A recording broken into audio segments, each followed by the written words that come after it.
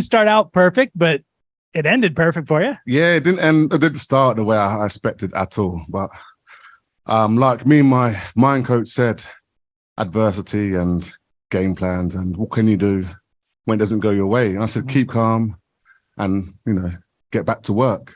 And the groundwork didn't work for me. That's what usually is my bread and butter. But today it was the hands.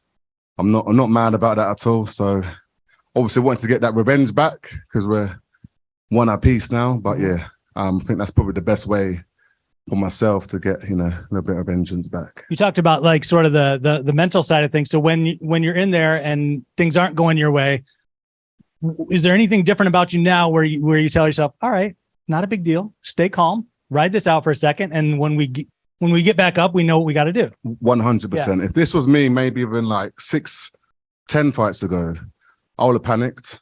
As soon as we got back to our feet, I would have done some stupid stuff and probably tried to take him down.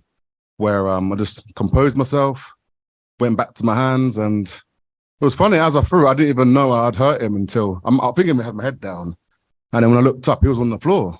So then I went obviously to the ground, and then ended up getting, I think, mount. I said I wouldn't do mount, didn't I? But when someone's in trouble, I think all that goes out the window, and then landed some elbows and got the KO.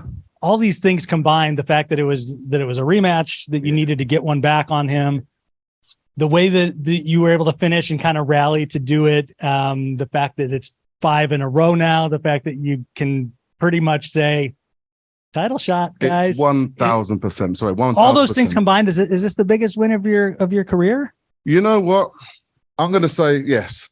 1, because the way I did it, and 2, it was a very special fight, should I say, because it was number 1 contender and it was a rematch. So I had them 2 things on my mind. But to be honest, it wasn't that was playing my mind. It's just like, I can't lose again to him, because I'm 39 now. So it's not like I can, pretty much I'll get him next time. It'd probably be like, I won't get you next time and I won't fight for the belt. So yeah, it was just, I think, ice on the cake to get the win.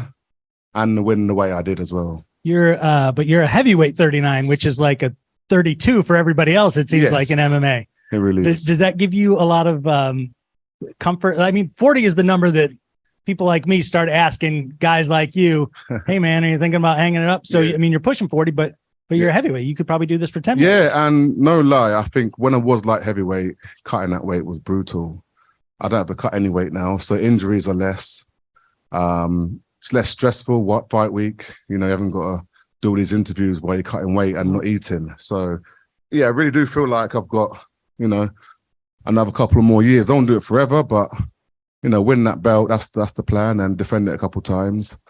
And then, I can hang up my boots, hang up my gloves, and go on my merry way.